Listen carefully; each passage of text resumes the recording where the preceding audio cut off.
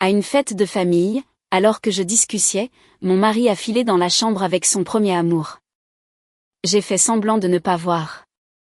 3 minutes plus tard, j'ai allumé le projecteur du salon, relié à la caméra de la chambre.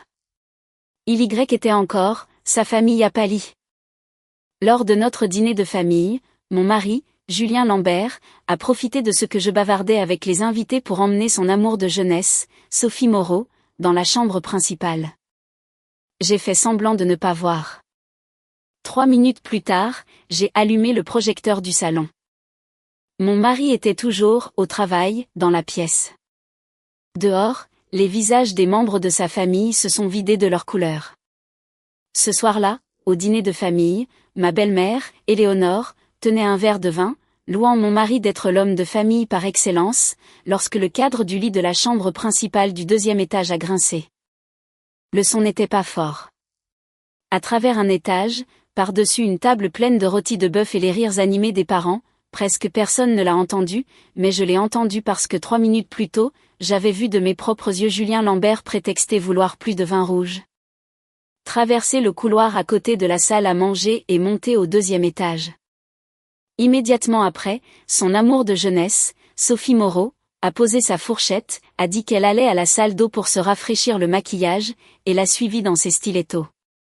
Ils n'étaient séparés que d'une demi-minute. Le bruit de la porte de la chambre principale qui se refermait était très léger, comme le dernier clic de serrure d'un mariage de 8 ans. Je suis restée assise à table, tenant un demi-verre d'eau à température ambiante, le sourire aux lèvres. Ma belle-mère, Éléonore, était assise en bout de table, le visage rougi d'excitation en parlant aux parents. Notre Julien a toujours été un homme de famille si dévoué. Au moment où sa compagnie a décroché cet énorme contrat, il a immédiatement dit qu'il voulait offrir un bon dîner à la famille. Regardez-le. Après toutes ces années, il traite toujours Chloé comme une reine. La Chloé dont elle parlait, c'était moi, Chloé Dubois, la femme de Julien Lambert depuis 8 ans. J'étais aussi la femme que la famille Lambert avait toujours trouvée décente, mais finalement pas assez bien pour Julien. Tante Brigitte a aussitôt ajouté, bien sûr, Julien réussit si bien dans sa carrière et se soucie toujours autant de sa famille. Chloé est vraiment bénie. Ma belle-sœur, Manon, a souri et m'a regardée. Tu dois vraiment le garder, Chloé. Les hommes comme mon frère sont très recherchés en ce moment. Toute la table a ri. J'ai ri aussi. Oui, il est très recherché. Ma voix était très légère, et personne n'a perçu la froideur qu'elle contenait. En face, la place de Sophie Moreau était vide. Elle n'était pas une parente de la famille Lambert, mais elle avait été personnellement invitée par ma belle-mère, qui prétendait que Sophie était une contributrice clé au projet de la compagnie de Julien et une ancienne camarade de collège, et qu'ils devaient tous célébrer ensemble. Dès qu'elle est entrée, Éléonore l'a prise par la main et l'a louée, disant que Sophie était belle, capable et loyale. Elle a dit que même après avoir vécu à l'étranger pendant tant d'années, elle se souvenait encore de ses vieux amis. Je me tenais à l'écart comme une décoration temporaire placée dans la scène. Julien m'avait même servi de la nourriture devant tout le monde, disant gentiment, « Ton estomac est sensible ces derniers temps. Vas-y doucement avec le vin et prends de la nourriture chaude. » Éléonore rayonnait de fierté. Elle m'a regardée et a dit, « Vois comme mon fils aime sa femme ?» Si je n'avais pas commencé à le suspecter il y a 6 mois, j'aurais peut-être été dupée par cette performance. Après tout, Julien était trop bon acteur. Dehors, il était le jeune partenaire à succès d'une start-up technologique. À la maison, il était un mari attentionné et prévenant. Pendant les vacances, il envoyait des cadeaux coûteux à mes parents. Sur ses réseaux sociaux, il publiait occasionnellement une photo de nous mangeant ensemble avec une légende courte mais affectueuse, volons un moment à une journée bien remplie pour dîner avec ma femme. Tout le monde disait que j'avais bien épousé, seul je savais que ses sourires sur ces photos ressemblaient de plus en plus à quelqu'un qui coche une tâche. Au cours des 6 derniers mois, il a commencé à rentrer tard fréquemment. Son téléphone ne le quittait jamais. Il l'emmenait même dans la salle de bain quand il prenait sa douche. Son code d'accès était notre anniversaire de mariage, mais il l'a soudainement changé, affirmant que la compagnie avait des dossiers confidentiels. Les week-ends étaient à l'origine notre moment fixe pour rendre visite à mes parents, mais il a commencé à avoir des événements de réseautage de dernière minute. Quand j'ai demandé quel client c'était, il a froncé les sourcils et a dit « Chloé, peux-tu arrêter de me surveiller tout le temps ?» Ce n'est pas que je n'avais pas demandé. Une fois, il est rentré à 1h du matin, sentant un étrange parfum. J'étais assise dans le salon à l'attendre.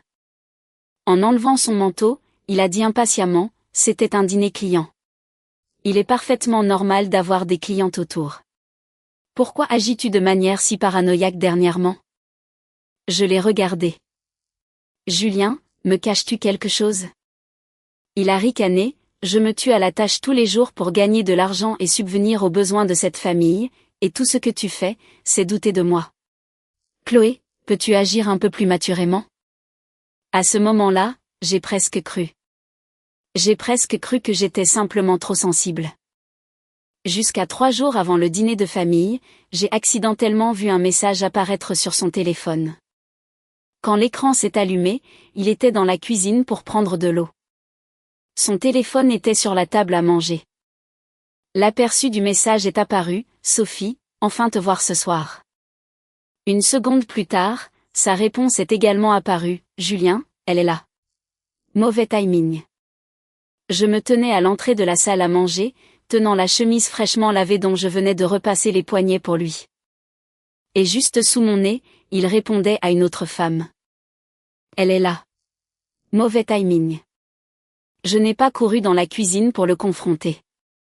J'ai simplement remis la chemise sur le cintre, suis retourné dans notre chambre, et pris mon propre téléphone et pris une photo de ce message éphémère. Beaucoup de femmes, en découvrant quelque chose comme ça, pleureraient immédiatement, feraient une scène et exigeraient de savoir pourquoi. J'y ai pensé aussi. Je voulais le prendre par le col et lui demander ce que signifiait notre mariage de 8 ans. Ce que signifiait le fait que je sois restée à ses côtés depuis son point le plus bas jusqu'à aujourd'hui. Ce que signifiait toute la condescendance que j'avais endurée de la part de ses parents. Mais je me suis vite calmée. Attraper le mensonge d'un homme ne consiste pas à discuter. Il s'agit de ne lui laisser absolument aucune marge de déni. Alors, j'ai commencé à vérifier les relevés de facturation des hôtels, les virements bancaires, l'historique de navigation de la voiture, les adresses de livraison de nourriture, les journaux d'appel et le cache du navigateur sur son ordinateur de bureau. Julien était très prudent. Mais aussi prudent que soit une personne, tant qu'elle vous trahit à long terme, elle laissera forcément des traces. Et le plus ironique, c'est que la personne qui m'a donné la clé finale était Julien lui-même. Il y a 6 mois, il a dit qu'il y avait quelques tableaux de valeur que mon père nous avait donnés dans la maison et qu'il était inquiet à propos de la femme de ménage ou d'étrangers qui entraient et sortaient. Il voulait installer des caméras de sécurité intelligentes dans la chambre principale et le bureau à domicile. Je me suis sentie étrange à l'époque d'en installer une dans la chambre principale. Il a promis qu'elle ne pointerait que vers la porte et le coffre-fort, pas le lit. Il a dit qu'elle resterait éteinte normalement et ne s'allumerait que lorsque nous quittions la maison, affirmant que toutes les maisons intelligentes étaient configurées comme ça maintenant. Je n'ai pas objecté davantage. Plus tard, j'ai découvert que le système de caméra pouvait non seulement se connecter à nos téléphones, mais pouvait également diffuser directement sur le projecteur du salon. Julien a probablement pensé que je ne comprenais pas la technologie, mais il a oublié que j'étais restée éveillée 3 nuits d'affilée pour l'aider à coder et à réviser la toute première proposition de projet de maison intelligente que sa compagnie avait jamais présentée. Non seulement je comprenais, mais je savais aussi exactement comment vérifier l'historique de l'appareil et le flux en direct sans l'alerter. La veille du dîner de famille, je l'ai testé une fois. Le flux de la chambre principale pouvait vraiment être diffusé sur le grand écran du salon. À ce moment-là, je n'ai pas ressenti de colère, juste de l'absurdité. Il avait installé un œil pour lui-même, mais au final, il n'avait fait que diffuser son propre comportement le plus laid. Alors, ce soir-là, quand lui et Sophie Moreau sont montés l'un après l'autre, je ne les ai pas arrêtés. Éléonore a vu Sophie quitter la table et m'a même souri.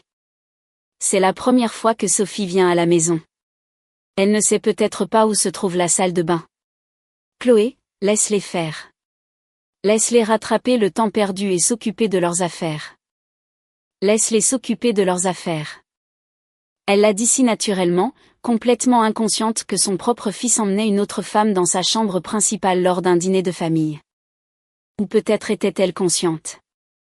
Elle n'a simplement jamais eu le cœur d'assumer le pire de son précieux fils. J'ai posé mon verre d'eau, j'ai levé les yeux et j'ai souri. D'accord, je vais les laisser faire. Éléonore m'a regardée, visiblement un peu surprise. Tu es plutôt généreuse aujourd'hui. J'ai dit, maman, Julien n'a-t-il pas dit qu'il allait chercher du vin? Elle a ri.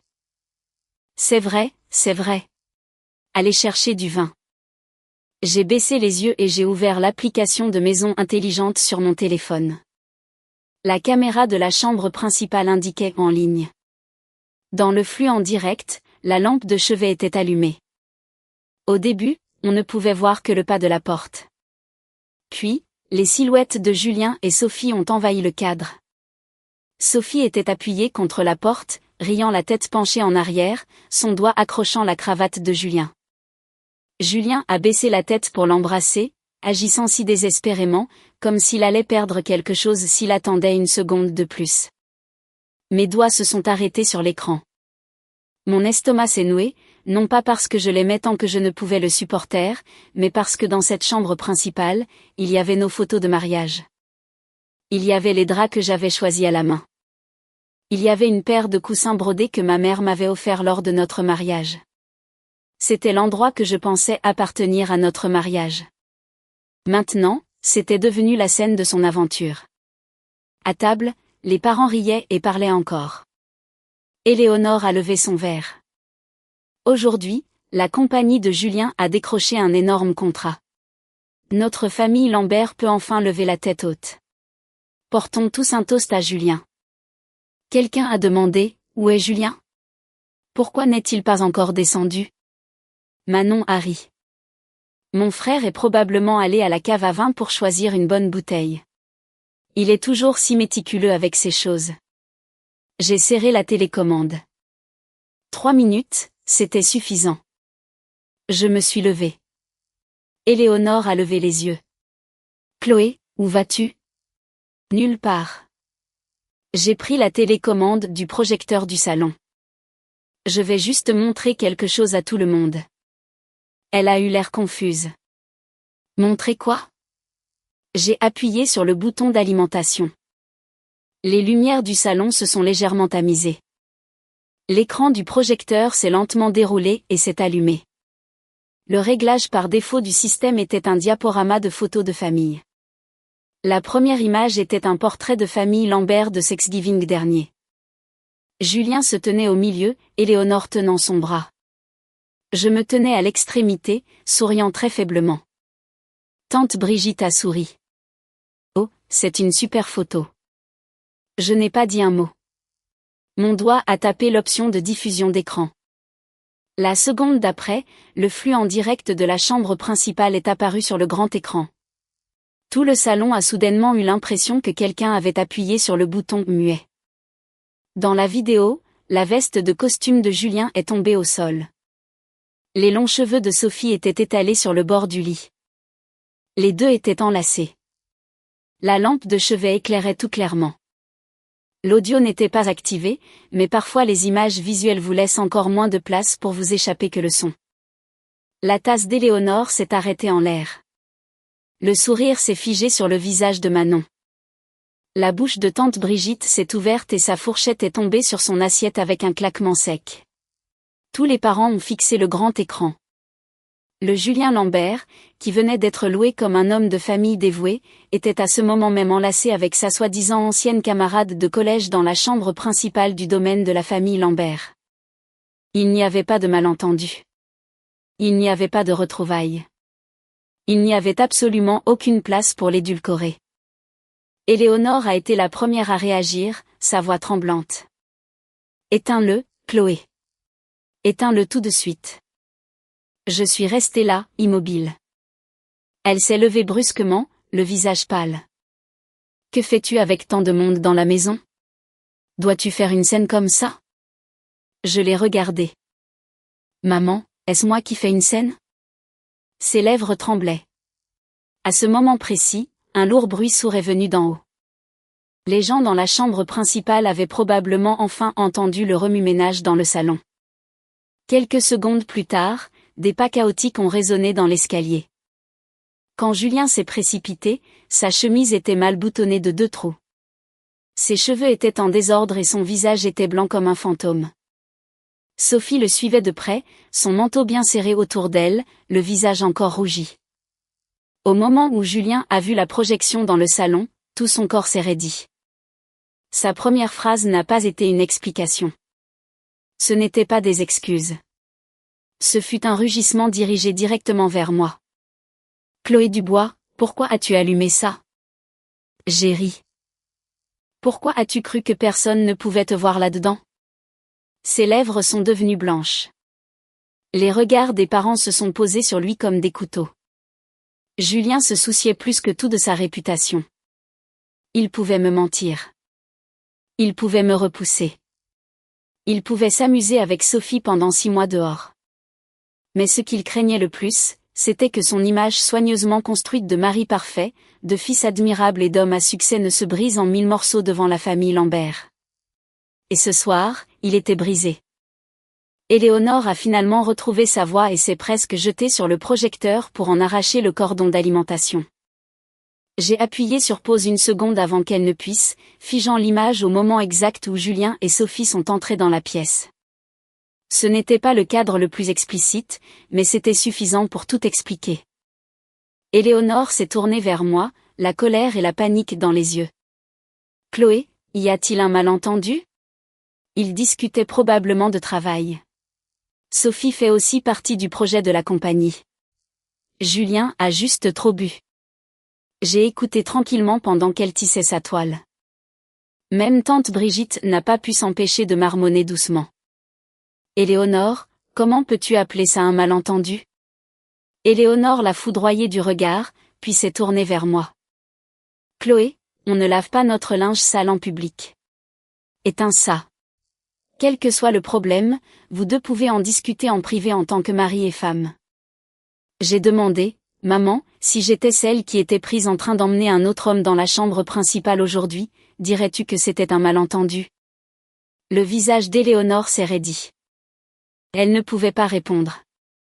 J'ai répondu pour elle. Non, tu m'aurais immédiatement traité de.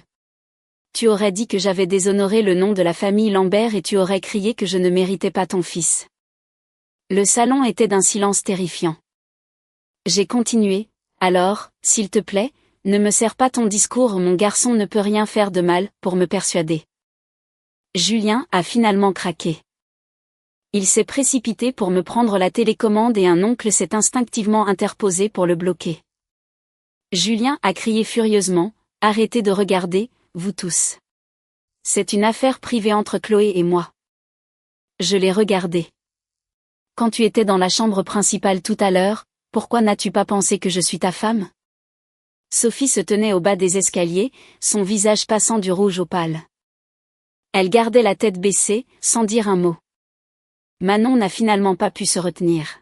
« Julien, as-tu vraiment couché avec elle ?» Julien a rugi, « Tais-toi !»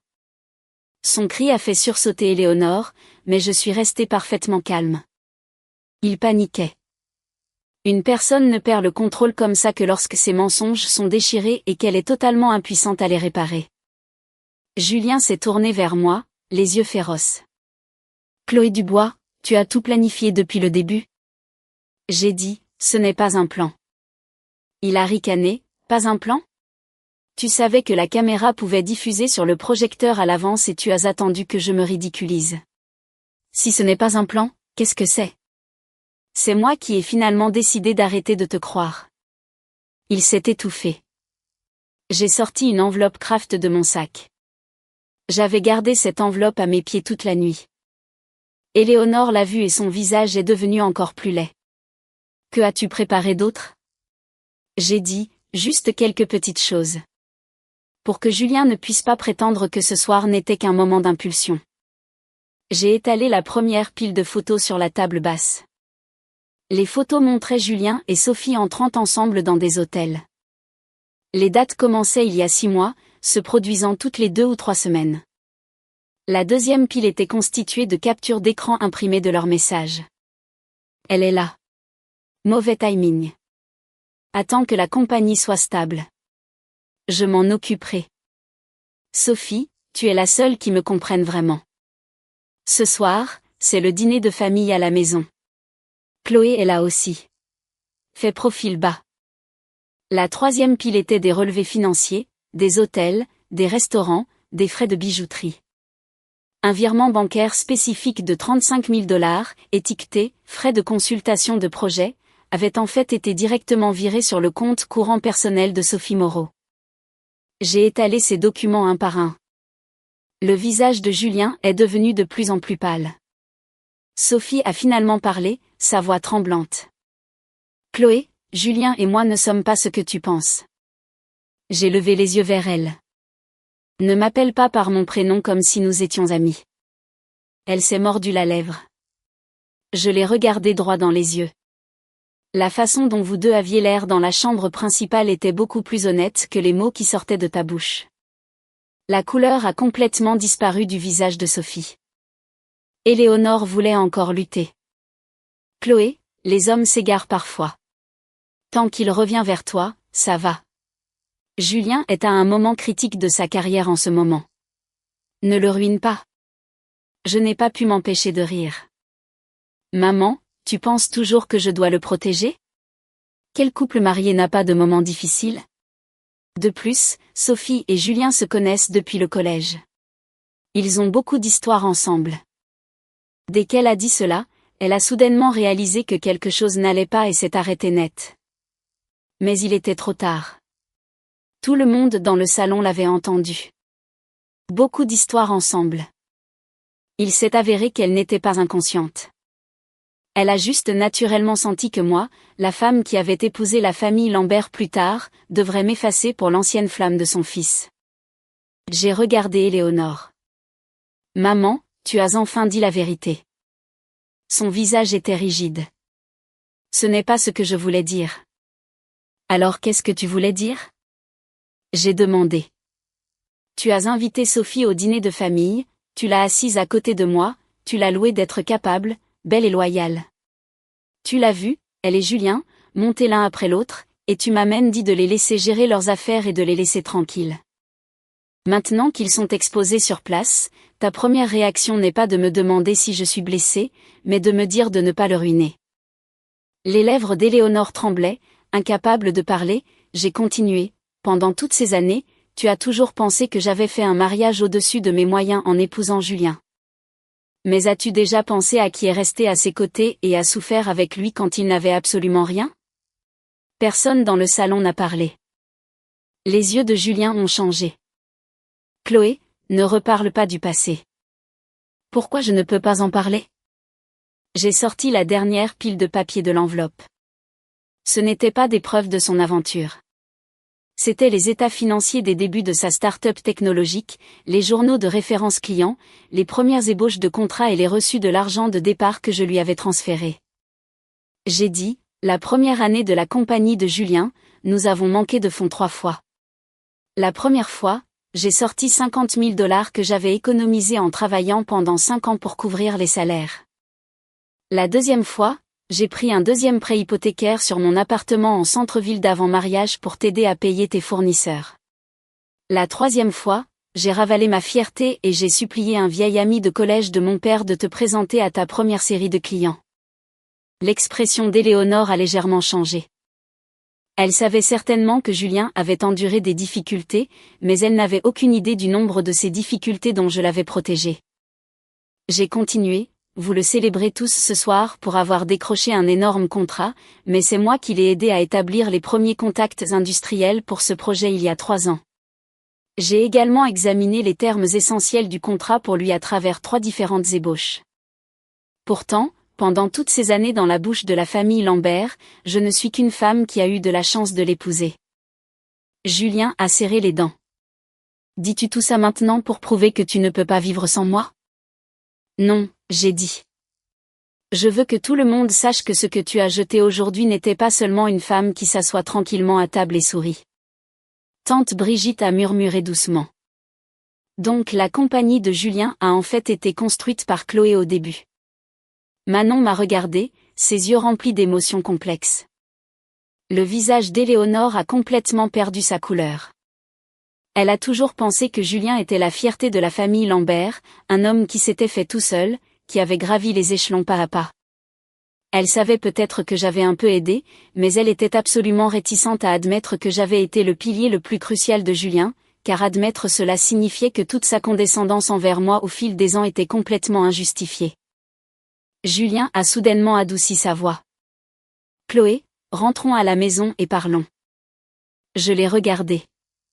Des mots si familiers. Chaque fois que je subissais une injustice de sa famille, il disait « Rentrons à la maison ». Il disait « Une fois à la maison, les choses iront mieux. Ma mère est juste comme ça. Ne le prends pas à cœur. » Maintenant, pris en flagrant délit de tromperie en public, il voulait toujours rentrer à la maison et parler. Mais cette fois, je ne rentrais pas à cette maison avec lui. J'ai sorti les papiers de divorce de mon sac. La pile de papier était mince, mais quand elle a atterri sur la table basse, cela a résonné comme un lourd coup de marteau. Pas besoin de rentrer à la maison pour parler, j'ai dit. Les papiers sont déjà préparés. Les pupilles de Julien se sont rétrécies. Éléonore a crié, « Divorce ? Chloé, tu es folle ?» Je l'ai regardée. « Maman, tu n'as pas toujours pensé que j'avais fait un mariage au-dessus de mes moyens ? Eh bien, maintenant je me retire. » Son visage est devenu d'un blanc mort. Sophie se tenait près des escaliers, la panique dans les yeux. Elle ne s'attendait probablement pas à ce que je produise des papiers de divorce sur le champ, et encore moins à ce que la situation explose devant toute la famille Lambert. La voix de Julien a monté. « Chloé Dubois, calme-toi. Sophie et moi ne sommes pas ce que tu penses. » J'ai pointé l'écran de projection figé. « Qu'est-ce que tu penses que je dois penser exactement ?» Il a fermé les yeux très fort. Quand il les a rouverts, ils étaient injectés de sang. J'avoue que j'ai fait une erreur, mais nous sommes mariés depuis 8 ans. Tu ne peux pas me condamner à mort pour une seule erreur. J'ai secoué la tête. Une erreur ne dure pas 6 mois consécutifs. Son visage s'est figé. Tu n'as pas fait une erreur, j'ai dit. Tu m'as abandonné à chaque choix que tu as fait pour être avec elle. Personne dans le salon n'a parlé pour lui. Même Éléonore a ouvert la bouche mais n'a pu émettre aucun son parce que les preuves étaient trop complètes, la vidéo trop explicite et la disgrâce de Julien trop réelle. Toute explication sonnait juste comme une blague. Julien a soudainement fait un pas en avant, sa voix baissée. « Chloé, ne sois pas impulsive. La compagnie est à un moment critique en ce moment. Si cela se sait, cela n'affectera pas seulement moi. Cela affectera aussi la participation que tu as initialement investie. Nous pouvons résoudre cela en privé. Quelle que soit la compensation que tu veux, je peux te la donner. » Je l'ai regardé. Même à un moment pareil, il parlait encore de coûts, d'impact et de compensation. La seule chose qu'il n'a pas sincèrement demandé était si j'étais blessée. J'ai dit, la seule compensation que je veux, c'est que tu sortes complètement de ma vie. Le visage de Julien est devenu complètement livide. J'ai poussé les papiers vers lui. Signe-les ou non. Si tu ne signes pas, je te verrai au tribunal. Éléonore a finalement paniqué. Elle m'a attrapé la main. Chloé. Maman parlait juste sans réfléchir tout à l'heure. Ne pars pas. Julien était juste momentanément confus. Les hommes, tu sais, ils ont leurs moments de faiblesse. Vous n'avez pas encore d'enfant. Que feras-tu après un divorce ? Je l'ai regardée, serrant fort ma main. En 8 ans, elle me tenait rarement comme ça. Par le passé, à chaque dîner de famille, elle me commandait juste d'aller à la cuisine pour aider. Chaque fois que des parents me posaient des questions sur mon travail, elle m'interrompait et disait, peu importe à quel point la carrière d'une femme est bonne, elle doit se concentrer sur sa famille. Chaque fois que Julien réalisait quelque chose, elle disait que j'étais la chanceuse. Maintenant, elle connaissait enfin la peur. Non pas la peur que j'ai le cœur brisé, mais la peur que la réputation de Julien soit ruinée. La peur que la dignité de la famille Lambert disparaisse. La peur que la belle-fille qu'elle avait toujours méprisée s'en aille. J'ai doucement retiré ma main. J'avais si peur de perdre cette famille, j'ai dit. Maintenant, je réalise que cette famille ne m'a jamais vraiment considérée comme l'une des leurs. Éléonore est restée figée. Je me suis retournée pour prendre mon manteau. Julien a soudainement crié derrière moi. Chloé. Je me suis arrêtée mais ne me suis pas retournée. Sa voix portait une panique que je n'avais jamais entendue auparavant. Vas-tu vraiment me jeter? J'ai dit, tu m'as jeté la première. Sur ce, je suis sortie du domaine Lambert.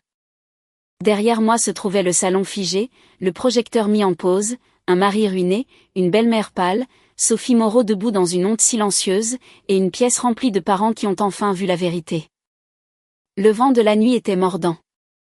Je me suis tenue devant la porte et j'ai pris une profonde inspiration. Je n'ai pas pleuré. Ce n'est pas que ça ne faisait pas mal. C'est qu'à ce moment-là, j'ai enfin compris que la douleur n'était pas une raison de faire demi-tour. C'était juste un rappel qu'il était temps de partir. Après avoir quitté le domaine, je ne suis pas retournée à notre maison. Cette maison avait été achetée après notre mariage. J'avais payé la moitié de l'acompte et j'avais supervisé les rénovations. Le bureau à domicile avait toujours les rideaux que j'avais moi-même choisis. Mais cette nuit-là, la simple pensée de la chambre principale me rendait nauséeuse. Je suis allée dans un hôtel que j'avais réservé à l'avance. Quand je suis sortie de la douche, mon téléphone n'arrêtait pas de sonner. Julien avait appelé plus de 20 fois. Éléonore avait appelé plus d'une douzaine de fois. Manon a envoyé un message. Chloé, mon frère a vraiment dépassé les bornes cette fois, mais peux-tu s'il te plaît décrocher le téléphone? Maman est en pleine crise. Tante Brigitte a également envoyé un texto. Chloé, tu as été si courageuse ce soir. Je sais que j'ai dit des choses déplacées par le passé. S'il te plaît, ne m'en veux pas. Si tu vas vraiment jusqu'au divorce, tante Brigitte te soutient. En lisant ces messages, j'ai soudainement ressenti l'ironie. Quand j'étais négligée à la table du dîner des Lambert, personne n'était pressé de me contacter. Ce soir, après avoir vu Julien et Sophie acculés sur un écran de projecteur, ils ont soudainement réalisé que je méritais d'être réconfortée. Je n'ai répondu à personne. J'ai seulement envoyé un message à mon avocat, David Fournier. À demain matin. Commençons officiellement la procédure de divorce. David a rapidement répondu, reçu. Gardez les preuves en sécurité. Essayez de dormir un peu ce soir. Dormir tôt était bien sûr impossible. Je me suis assise près de la fenêtre de l'hôtel, j'ai ouvert mon ordinateur portable et j'ai de nouveau sauvegardé toutes les preuves, journaux de chat, photos, virements bancaires, reçus d'hôtel, l'enregistrement de l'écran du projecteur, l'audio des réactions des parents sur place. Et cette phrase qu'Éléonore avait dite à propos de leur « longue histoire ». Chaque preuve était comme une lourde pierre pressant ma poitrine. Pourtant, elle pavèrent aussi la route sous mes pieds, la rendant beaucoup plus solide. Je n'avais pas décidé soudainement de divorcer. J'avais ma réponse au moment où j'avais vu le message, elle est là. Mauvais timing. C'est juste que ce soir, j'ai donné cette réponse à tous ceux qui avaient autrefois couvert ces mensonges. Le lendemain matin, Julien s'est présenté à la réception de l'hôtel. On a appelé ma chambre pour me dire qu'un monsieur Lambert me cherchait. Je ne l'ai pas laissé monter. Je l'ai simplement rencontré dans le hall de l'hôtel. Après une nuit, il avait l'air incroyablement hagard, mal rasé, des cernes sous les yeux. Il portait toujours la même chemise que la veille, seule sa veste avait été changée. Au moment où il m'a vu, il s'est avancé, sa voix rauque. « Chloé, parlons. » Je me suis assise sur un canapé du hall. « Nous pouvons parler du divorce. » Son visage s'est raidi. « Tu dois vraiment faire ça? » Faire quoi? Pousser les choses à l'extrême. Il s'est assis en face de moi et a baissé la voix. Hier soir, allumé ce projecteur avec tous mes parents présents, tu m'as essentiellement acculé et détruit. Je l'ai regardé. Julien, quand tu as emmené Sophie dans notre chambre principale, as-tu déjà pensé au coin dans lequel tu me mettais? Ses lèvres se sont entr'ouvertes. Moi et Sophie, n'essaie pas d'expliquer tes sentiments, l'ai-je coupé. Je ne suis intéressée que par les faits. Il est tombé silencieux. Après un long moment, il a dit, j'admets qu'après être revenu en contact avec elle, les choses ont dégénéré, mais je n'ai jamais pensé à divorcer. J'ai failli éclater de rire. Jamais pensé à divorcer. C'est la phrase préférée de tant de tricheurs. Ils veulent la stabilité d'un mariage, mais ils veulent aussi le frisson d'une liaison. Ils veulent que leur femme ait l'air digne, mais ils veulent aussi la compréhension d'une maîtresse. Ils ne veulent pas que quiconque les quitte, mais ils ne se sont jamais arrêtés pour penser ce qui leur donne le droit d'avoir les deux en même temps. J'ai demandé, alors à quoi pensais-tu? As-tu pensé à recommencer avec elle une fois que la compagnie serait stabilisée? L'expression de Julien a instantanément changé. Tu as lu les journaux de chat? Je n'ai pas répondu. Il a serré les yeux. Je la menais juste en bateau parce qu'elle était émotionnellement instable. Ce virement de 35 000 $ était strictement professionnel. Des honoraires de consultation pour le projet. Les chambres d'hôtel étaient aussi pour des collaborations de travail. Il était acculé par mes mots jusqu'à n'avoir plus rien à dire. Finalement, il a dit doucement, Chloé, je sais que tu as été lésée. Quoi que tu veuilles, je peux te compenser. Tu peux garder la maison. Tu peux prendre la plupart de nos économies. Je peux même te transférer des actions de la compagnie. Ne pouvons-nous pas simplement ne pas divorcer? Je l'ai regardé. Pourquoi ne devrions-nous pas? Il s'est figé. Parce que nous sommes ensemble depuis 8 ans. Depuis 8 ans et tu as passé les 6 derniers mois à me mentir. Je vais rompre avec elle. Bien sûr, tu rompras après avoir été pris en flagrant délit devant tout le monde hier soir. Je te traiterai mieux à partir de maintenant. Tu as dit ça par le passé aussi. Les yeux de Julien sont devenus rouges. Chloé, refuses-tu vraiment de me donner une seule chance? J'ai dit calmement, je ne t'ai pas seulement donné une chance hier soir. Il m'a fixé. J'ai dit, je t'ai donné des chances dès la première fois que tu es rentré tard et que tu m'as menti. Dès le moment où j'ai demandé si tu cachais quelque chose et que tu m'as traité de paranoïaque. Dès le moment où tu as invité Sophie au dîner de famille et que tu m'as fait t'asseoir à côté d'elle et sourire. Chaque fois, tu avais une chance d'arrêter. Tu ne l'as pas fait. Ses épaules se sont légèrement affaissées. J'ai continué, ce n'est pas que tu n'as pas eu de chance. Tu pariais juste que je ne le découvrirais pas. Tu pariais que même si je le découvrais, je n'aurais pas le courage de partir. Tu pariais que ta mère et la famille Lambert t'aideraient à balayer ça sous le tapis. Julien a baissé la tête. Tu as perdu ton pari. Des gens allaient et venaient dans le hall de l'hôtel. Nous étions assis dans un coin comme un couple ordinaire discutant de sujets familiaux normaux. Mais seul je savais qu'entre nous se trouvait un effondrement complet et irréparable. Avant que Julien ne parte, il m'a demandé, s'il n'y avait pas eu ce projecteur hier soir, m'aurais-tu donné une chance en privé? J'y ai réfléchi. Non. Il m'a regardé. J'ai dit, le projecteur n'était pas la raison de ma décision. Il a juste fait en sorte que tu ne puisses plus jamais faire semblant. Il a souri amèrement. Tu es vraiment froide maintenant. C'est toi qui m'as forcé à être froide.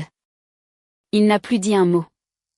Cet après-midi-là, Éléonore est venue elle-même à l'hôtel. Elle n'était pas aussi forte que la veille. Elle a même apporté quelques pâtisseries que j'aimais autrefois.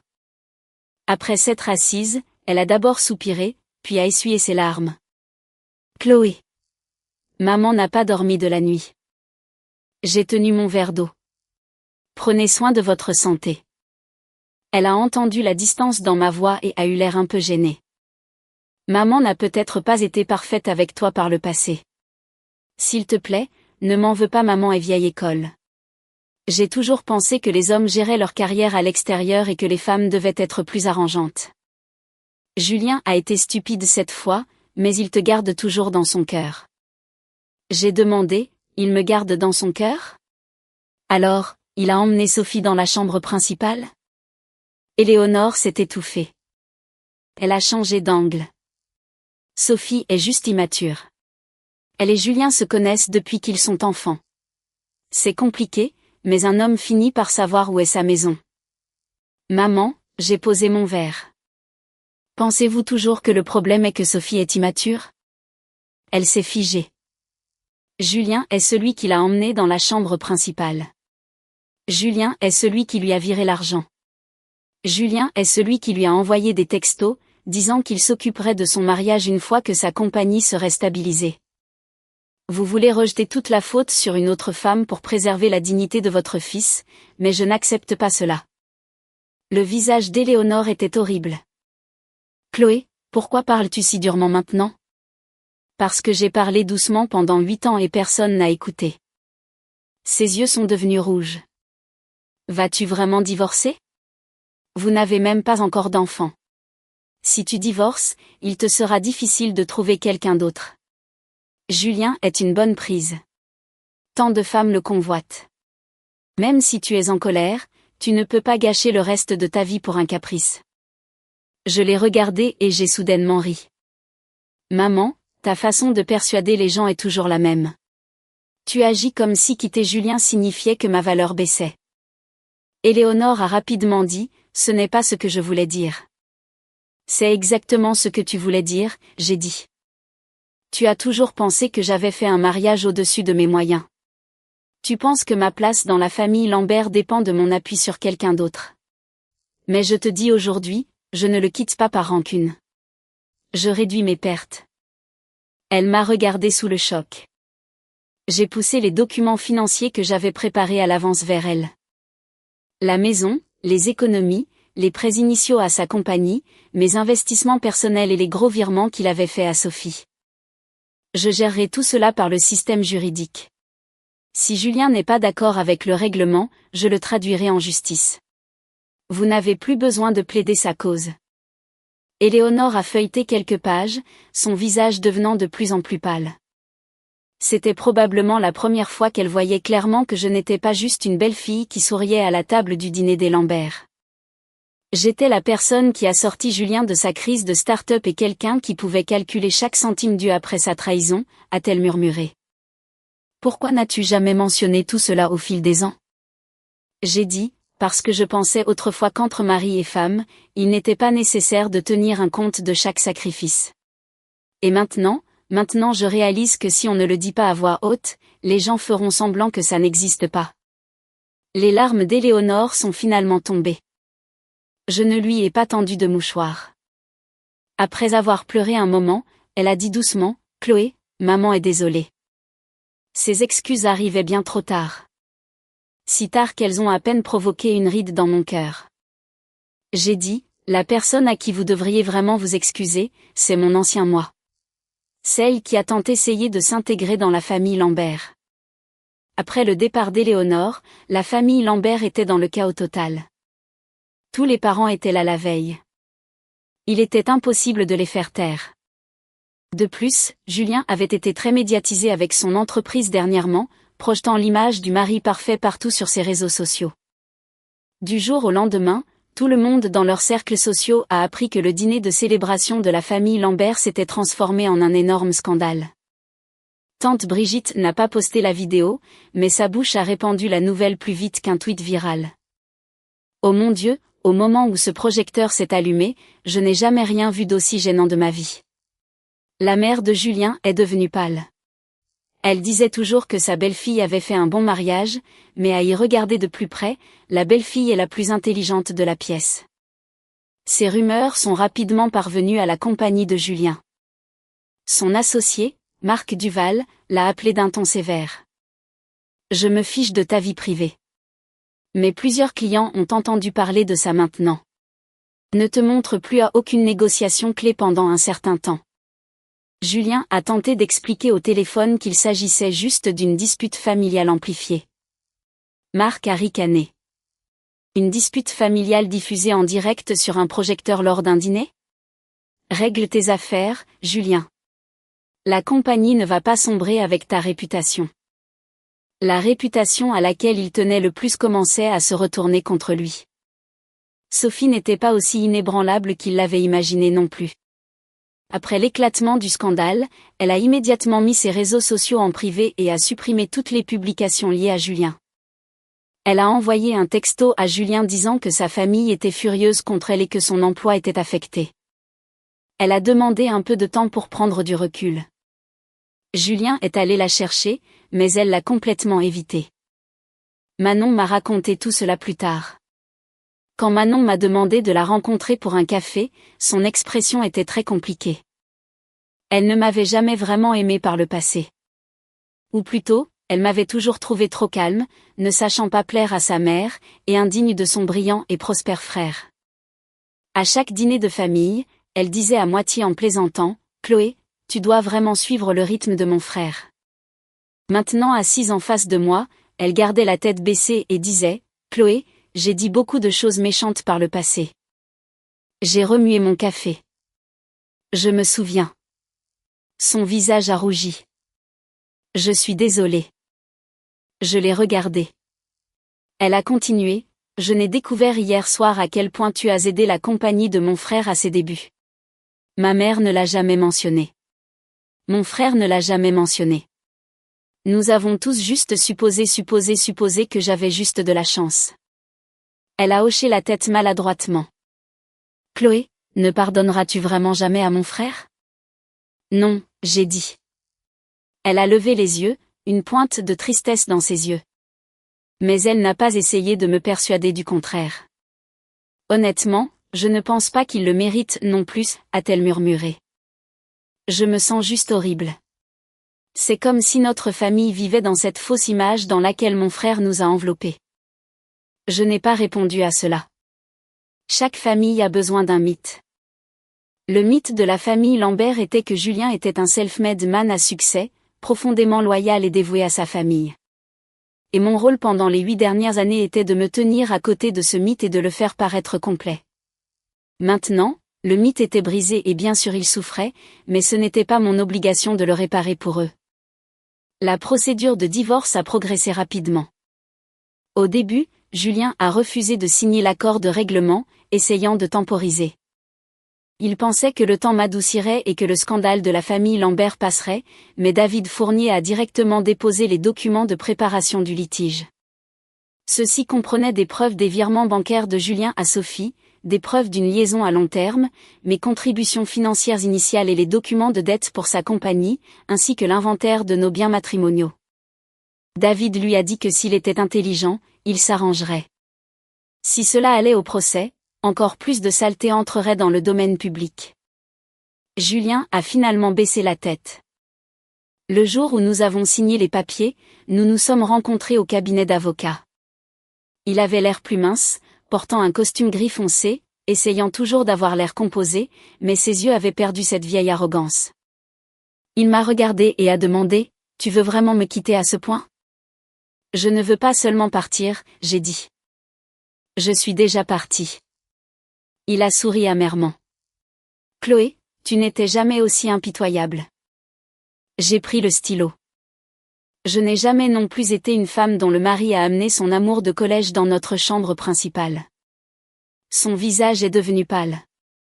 Quand il a signé son nom, sa main a visiblement tremblé. Ma main n'a pas tremblé, non pas parce que je n'étais pas triste, mais parce que je savais que chaque trait de plume me tirait un peu plus hors de cette toile de mensonge. Après avoir signé, Julien a soudainement dit, « Si je n'avais pas recroisé Sophie, aurions-nous été bien pour toujours ?» Je l'ai regardé. Non, il a eu l'air stupéfait. « Pourquoi ? » « Parce que tu as changé il y a longtemps, » j'ai dit. Sophie a juste rendu le changement évident. Ses lèvres se sont entr'ouvertes. J'ai continué. Une fois que tu as réussi, tu as commencé à te plaindre que je ne comprenais pas les affaires, que je ne savais pas flatter tes clients, que je n'étais pas assez glamour.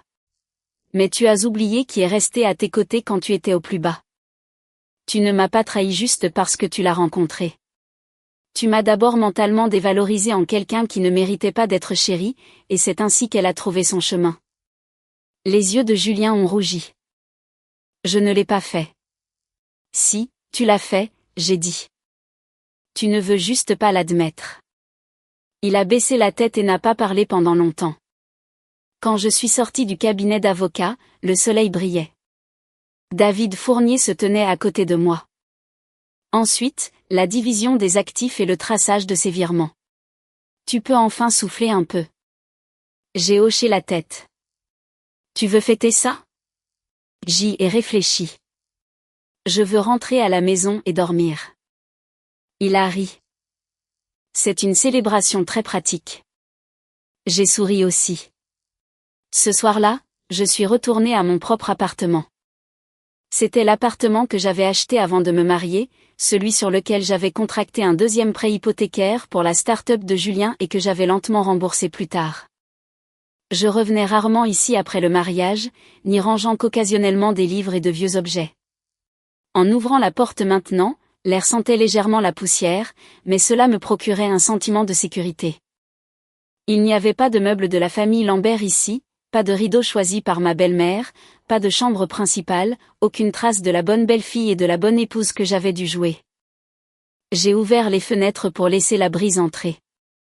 Puis j'ai déballé ma valise, article par article. Des vêtements, mon ordinateur portable, quelques livres et un vieux cadre photo. La photo à l'intérieur était de Julien et moi au début de sa start-up. Nous étions assis dans un bureau exigu, le bureau empilé de paperasses et de contenants de plats à emporter. Il avait son bras autour de mon épaule, souriant brillamment. Je l'ai regardé longtemps. Finalement, j'ai sorti la photo et l'ai mise dans un dossier Kraft. Je ne voulais pas nier que l'amour sincère avait existé, mais cet amour sincère appartenait au passé. Revenir à une vie normale n'est pas un événement bouleversant. J'ai d'abord pris 3 jours de congé. Le premier jour, j'ai dormi jusqu'à ce que je me réveille naturellement. Le deuxième jour, j'ai rendu visite à mes parents. Le troisième jour, j'ai organisé l'appartement. Quand ma mère a appris que je divorçais, elle est restée silencieuse longtemps et a seulement demandé « Es-tu absolument sûre ?»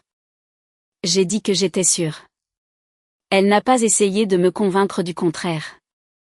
Mon père s'est assis à côté d'elle, le visage impassible. « Julien t'a fait du tort ?» J'ai esquissé un petit sourire. « Oui. » Mon père a dit, « Alors ne regarde jamais en arrière. » Ma mère l'a regardé d'un air sévère. « Ne sois pas si dur. » Mais mon père m'a regardé. « Chérie, ton père te dit la vérité. Dans cette vie, tu peux endurer les difficultés. Tu peux endurer l'épuisement. Mais tu ne peux pas laisser quelqu'un te marcher dessus. Secoue la poussière et avance. » Mes yeux se sont embués. À ce moment-là, j'ai soudainement senti que je n'étais pas sans abri. J'avais juste enfin quitté une maison qui ne m'appartenait pas. Pour retourner auprès des personnes qui me traitaient vraiment comme leur fille. 1 mois après le divorce, la compagnie de Julien a rencontré des problèmes de projet. Je ne l'ai pas saboté, mais son scandale de vie privée a fait perdre confiance à plusieurs clients clés. De plus, l'équipe de Sophie a été remplacée, ce qui a entraîné des retards massifs dans le transfert du projet. Le contrat qu'il célébrait a rapidement fait face à des revers. Julien a été invité par son associé à se retirer temporairement des négociations externes. Pour lui, c'était pire que le divorce. Il m'a envoyé un message. « Chloé, la compagnie est en plein désordre en ce moment. Si tu es prête à revenir et à m'aider, je peux te donner la participation que tu mérites. » En lisant ce message, j'ai eu pitié de lui. Même maintenant, il pensait que ma valeur se résumait à revenir l'aider. J'ai répondu, « J'obtiendrai ce que je mérite par le système juridique. Le désordre de votre compagnie n'a rien à voir avec moi. » Il n'a plus répondu. Plus tard, j'ai entendu dire qu'il était allé chercher Sophie. Sophie s'est rapidement distancée. Elle a dit à sa compagnie qu'elle et Julien n'avaient qu'une relation personnelle, qu'elle n'avait aucune part dans ses disputes familiales et qu'elle ne prendrait pas la responsabilité des retards de projet. Elle a même remis certains enregistrements de communication aux parties prenantes du projet, prouvant que de nombreuses décisions étaient des requêtes privées de Julien. Quand Julien l'a découvert, il s'est disputé violemment avec elle dans un parking. Quelqu'un a enregistré une vidéo. On y voit Julien crier à Sophie, « N'as-tu pas dit que tu voulais recommencer avec moi ?» Sophie a répondu froidement, « Julien, j'ai dit que j'attendrais que tu aies réglé ton mariage. Je n'ai pas dit que je sombrerais avec ta réputation ruinée. Quand ces mots sont parvenus à mes oreilles, je n'ai ressenti que de l'ironie. Il a jeté un mariage de 8 ans pour elle, mais au moment où sa réputation a sombré, elle s'est placée derrière la ligne de sécurité. Mais cela n'avait plus rien à voir avec moi. Je ne m'y suis pas attardé longtemps car j'étais occupé par ma propre vie. Une partie de la clientèle des débuts de la compagnie de Julien s'était construite grâce à un vieil ami d'université de mon père. Après mon divorce, cet ami de la famille m'a appelé et m'a demandé si j'étais intéressé à rejoindre un projet de conseil indépendant. J'ai hésité au début. Au cours des 8 dernières années, j'avais mis trop d'énergie à soutenir Julien dans l'ombre. Ce n'est pas que je manquais de capacité. J'étais juste habituée à cacher mon nom derrière son succès. Puis l'ami a dit, « Chloé, j'ai vu toutes les propositions que tu as révisées pour Julien à l'époque. Ton jugement est tout aussi bon que le sien. Tu mérites ta propre scène. » Ces mots m'ont fait réfléchir longtemps. Finalement, j'ai accepté le projet. C'était la première fois depuis mon divorce que je signais un contrat sous mon propre nom. Quand je l'ai signé, mes paumes transpiraient. Non pas parce que le projet était difficile, mais parce que j'ai soudainement réalisé qu'il y avait bien trop longtemps que je ne m'étais pas battue pour ma propre place légitime. Le projet s'est déroulé sans heurts. 3 mois plus tard, le client a prolongé le contrat. J'ai lancé mon propre cabinet de conseil, Chloé Dubois Consulting, spécialisé dans la stratégie commerciale et l'intégration de ressources pour les entreprises technologiques de taille moyenne. Parmi mes premiers clients figuraient quelques personnes qui ne me connaissaient auparavant que comme la femme de Julien Lambert. Plus tard, lorsqu'ils référaient de nouveaux clients, ils ont commencé à dire « Allez voir Chloé Dubois. Elle est incroyablement professionnelle. » La première fois que j'ai entendu cela au téléphone, je me suis figée quelques secondes. Professionnelle, pas une belle femme, pas orientée famille, pas « Julien a tellement de chance de l'avoir, juste moi. » La famille Lambert a lentement entendu parler de mes changements. 2 ans plus tard, quand Manon est venue me voir, elle a apporté un contrat. Elle travaillait dans le marketing pour une compagnie de médias et voulait que j'examine une proposition commerciale pour elle. Par le passé, elle n'aurait jamais pensé à me le demander. Elle a toujours cru que j'étais juste la femme derrière son frère. Après s'être assise, elle a eu l'air un peu gênée. « Chloé, puis-je encore t'appeler comme ça ?» J'ai souri. Bien sûr. Elle m'a tendu le contrat. Mon frère disait que tu ne comprenais rien aux affaires. J'ai seulement découvert plus tard que tu avais aidé à réviser tant de ses propositions. J'ai feuilleté le contrat. Qu'a-t-il dit d'autre ? Manon a rougi. Il a dit, tu étais trop conservatrice et tu ne savais pas prendre de risques. J'ai hoché la tête. Ce qu'il appelait prendre des risques était généralement juste une très mauvaise gestion des risques. Elle a marqué une pause, puis a éclaté de rire. Ce jour-là, j'ai aidé à signaler plusieurs pièges évidents dans son contrat. Après avoir écouté, Manon a eu l'air un peu terrifiée de ce qui aurait pu arriver. « Chloé, tu es vraiment incroyable pour ça, » j'ai dit. « Merci », a-t-elle chuchoté. J'étais si stupide avant. Je ne l'ai pas réconfortée. Les gens ont besoin de ressentir un peu de honte pour leur arrogance passée afin de vraiment se souvenir de la leçon. 6 mois plus tard, Julien et moi avons officiellement finalisé notre divorce. Devant le palais de justice du comté. Il a regardé sa copie du règlement final et a soudainement dit, « Chloé, tu te portes très bien maintenant. » J'ai dit, « Pas mal. J'ai entendu dire que tu avais fondé ton propre cabinet. » Il a souri amèrement. Si tu m'avais dit que tu voulais faire ça à l'époque, je t'aurais soutenu. Je l'ai regardé. Je te l'ai dit. Il s'est figé. Je te l'ai dit plusieurs fois, j'ai dit. Chaque fois tu disais, stabilisons d'abord la compagnie, ensuite nous en parlerons. L'expression sur le visage de Julien s'est lentement figée. Il avait probablement vraiment oublié. Ou plutôt, il n'avait jamais traité mes ambitions comme quelque chose qui nécessitait une réponse sérieuse. Il a dit, « Je suis désolé. » J'ai hoché la tête. J'ai entendu ça comme ça. Quoi d'autre ? Ses yeux sont devenus rouges. Je pensais que tu me crierais au moins dessus. Te crier dessus implique que je veux encore que tu comprennes, j'ai dit. Maintenant, ce n'est plus nécessaire. Julien se tenait sur les marches du palais de justice, l'air d'avoir été frappé. Après un long moment, il a demandé doucement, « Y a-t-il une chance pour nous ?» Je l'ai regardé. Je me suis posé la question aussi. S'il avait pleuré, s'il avait admis ses torts, si Éléonore s'était excusée auprès de moi, est-ce que je me serais adoucie? Mais debout ici aujourd'hui, j'ai réalisé que non. Non pas parce que j'étais devenue sans cœur, mais parce que j'avais enfin clairement compris que faire marche arrière ne réparait pas les choses. C'était juste retourner à un endroit où j'étais sous-estimée, trahie et où l'on s'attendait à ce que je fasse des compromis pour le bien commun. J'ai dit « non ». Il a fermé les yeux. Je me suis retournée et je suis partie. Cette fois, il ne m'a pas suivie. 1 an plus tard, la compagnie de Julien a subi une restructuration d'équité. Il n'était plus le partenaire externe principal. Des projets ratés, une réputation endommagée, un coûteux règlement de divorce et Sophie qui s'est éloignée. Tout cela s'est accumulé et l'a finalement fait tomber du piédestal sur lequel la famille Lambert l'avait placé.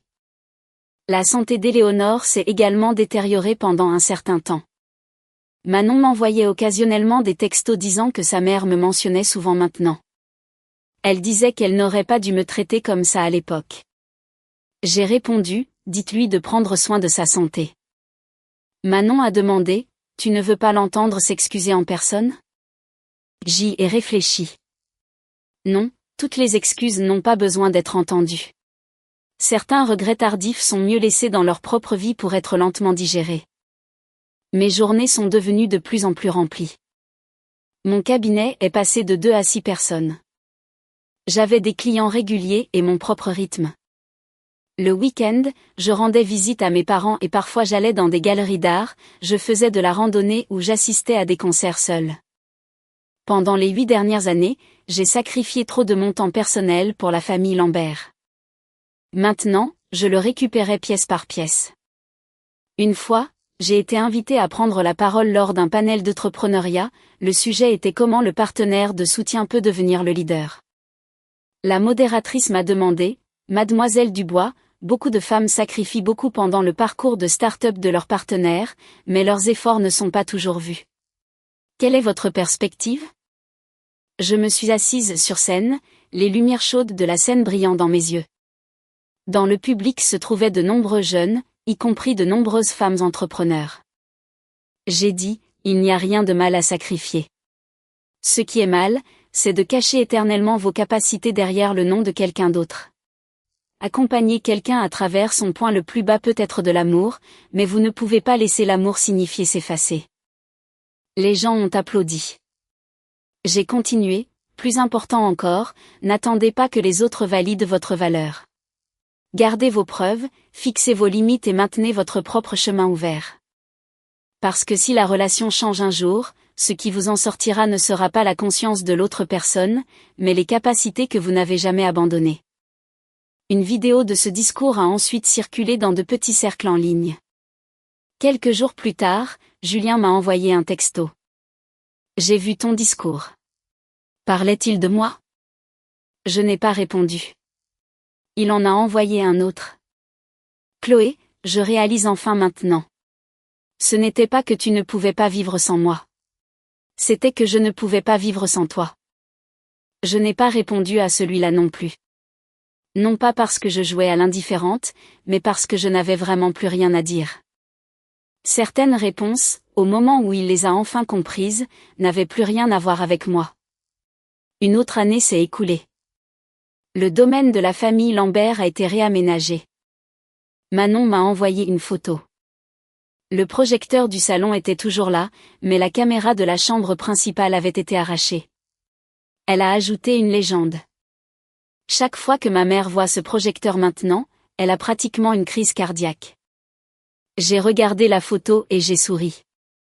Ce projecteur était une humiliation pour la famille Lambert, mais pour moi, c'était une porte de sortie. Il m'a permis de traîner la trahison d'un homme hors de l'obscurité et de la mettre directement devant tous ses complices. Il m'a également permis pour la première fois d'arrêter de souffrir seul sous le déni de « suis-je juste trop sensible ?» La plus grande satisfaction n'était jamais seulement d'attraper le tricheur. C'était de faire en sorte que tous ceux qui me disaient « oh, il ne ferait pas ça. Tu y penses trop, et ne fais pas de scène », voient la vérité absolue ensemble. Après cette nuit, il ne pourrait plus jamais dire que j'étais déraisonnable. Il ne pourrait plus jamais dire que Julien était juste occupé. Il ne pourrait plus jamais dire que Sophie n'était qu'une vieille camarade de classe. Il ne pourrait plus jamais dire que j'avais fait un mariage au-dessus de mes moyens. J'ai projeté les faits sur un écran et je suis sortie de cette maison. C'était suffisant. Plus tard, une amie m'a demandé, si tu l'avais confronté en privé, n'aurait-ce pas été plus digne? J'ai demandé, digne pour qui? Elle a marqué une pause. J'ai dit, digne pour lui, digne pour la famille Lambert, digne pour Sophie, mais complètement indigne pour moi. Ce n'est pas que je n'avais pas donné de dignité à Julien. En 8 ans de mariage, je lui en ai donné beaucoup. Quand sa start-up a échoué, je lui ai donné du capital et des ressources. Quand ses parents me méprisaient, j'ai maintenu l'harmonie familiale pour lui. Quand il jouait le mari parfait dehors, je jouais le jeu. Mais il a pris ma dignité et l'a utilisée pour paver le chemin pour lui et Sophie. Alors pourquoi devrais-je continuer à le couvrir? Mon amie est restée silencieuse longtemps, puis a dit, « Tu as raison. Oui, je viens de récupérer ma dignité pour moi-même. » L'histoire semble devoir s'arrêter ici, mais les vrais nouveaux départs se développent lentement dans les jours ordinaires. Par exemple, la première fois que j'ai changé les rideaux de l'appartement moi-même, Julien aimait le gris foncé, disant que cela avait l'air premium. Je préférais toujours le vert clair, mais quand nous avons décoré la maison conjugale, Éléonore a également dit que le gris était plus élégant, alors j'ai fait un compromis. Maintenant, accrocher des rideaux vert clair dans mon appartement, la lumière du soleil filtre, rendant toute la pièce printanière. Par exemple, la première fois que je ne suis pas allée au domaine Lambert pour Thanksgiving. Ce jour-là, je suis restée à la maison à cuisiner un grand rôti avec mes parents. J'ai reçu un texto de Manon disant « Joyeux Thanksgiving ». J'ai répondu « Joyeuse fête », ne ressentant absolument aucune amertume. Par exemple, la première fois lors d'un dîner d'entreprise, quelqu'un m'a présenté en disant « Voici Chloé Dubois. Sa planification stratégique est incroyable. » Pas de préfixe, pas de Madame Lambert. J'ai levé mon verre et j'ai souri, me sentant complètement ancré. Plus tard, j'ai rencontré des hommes qui me poursuivaient. Certains avaient réussi, certains étaient doux et attentionnés, mais je n'étais pas pressé. Survivre à Julien ne m'a pas fait cesser de croire en l'amour. Je ne considérais plus le mariage comme la validation ultime de ma vie. Si quelqu'un pouvait marcher côte à côte avec moi pendant un certain temps, ce serait formidable. Sinon, je ne redeviendrais jamais la Chloé Dubois qui se compromettait juste pour être une bonne épouse. Un jour, David Fournier est venu à mon bureau pour un café.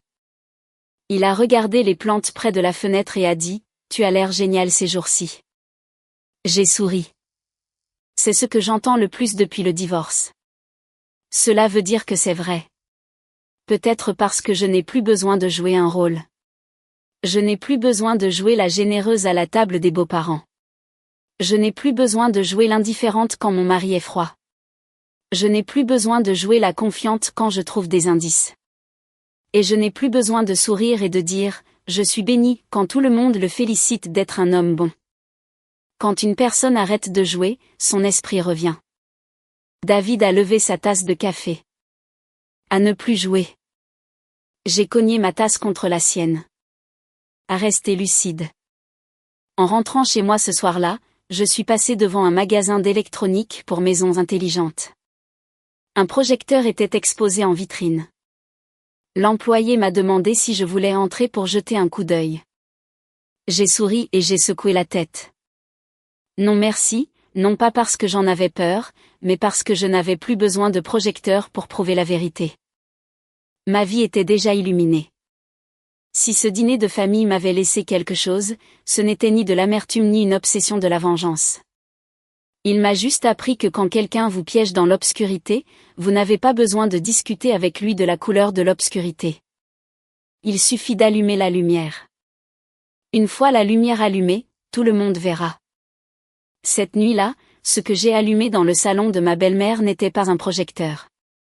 C'était la dernière lumière de mon mariage de 8 ans. Après que la lumière se soit allumée, Julien n'avait nulle part où se cacher. Sa famille n'avait plus rien à dire. Et Sophie ne pouvait plus jouer la victime, et j'ai enfin vu le chemin de sortie. Alors, je l'ai pris et je n'ai jamais regardé en arrière. Lorsque le divorce est finalement entré dans la phase de liquidation des biens, Julien a commencé à réaliser que le projecteur au dîner n'était que la première gifle. Ce qui l'a vraiment blessé, c'est la facture méticuleusement calculée qui a suivi, une qu'il ne pouvait absolument pas nier.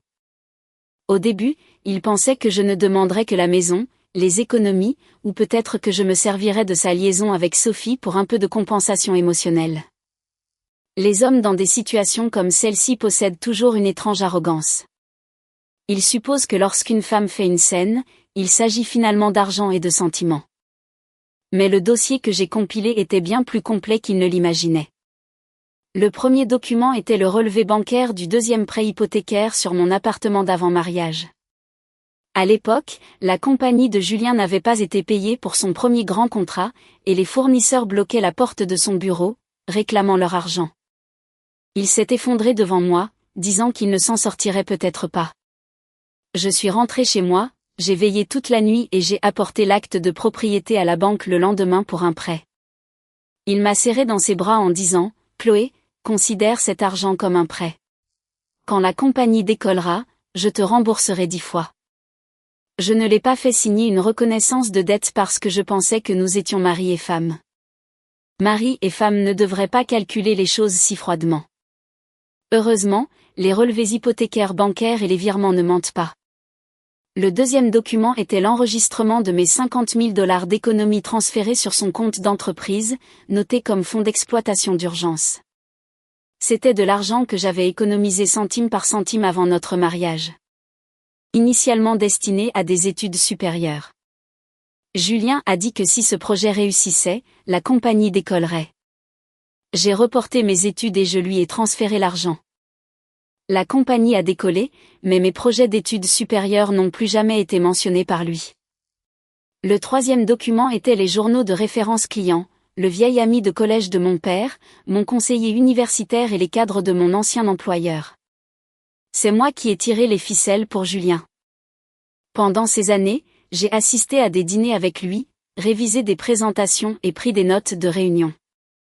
La moitié du temps, je connaissais mieux les problèmes des clients que lui. Mais dans le récit de la famille Lambert, tout cela se traduisait par « Julien a une grande vision, une forte capacité et rencontre les bonnes personnes ». Après avoir examiné les dossiers, David Fournier n'a dit qu'une chose. « Tu lui as beaucoup trop fait confiance par le passé. » J'ai souri. Oui. Et maintenant nous récupérons les preuves. Il m'a regardé. Ce n'est pas trop tard. Une fois ces documents soumis, l'attitude de Julien a visiblement changé. Il a finalement réalisé que je ne voulais pas seulement mettre fin au mariage. J'allais extraire systématiquement chaque once d'effort que j'avais investi en lui et qu'il avait avalé. Il m'a appelé. Je n'ai pas répondu. Il m'a envoyé un texto, « Chloé, vas-tu vraiment réduire toute notre affection passée à un montant en dollars ?» J'ai répondu, « Pas toute notre affection, juste les parties que tu as promis de rembourser, utiliser et dont tu as bénéficié, mais que tu n'as jamais reconnues ni rendues. » Il n'a pas répondu pendant longtemps. Le lendemain, il a de nouveau envoyé un texto.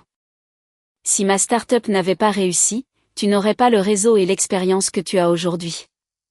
Nous nous sommes mutuellement élevés.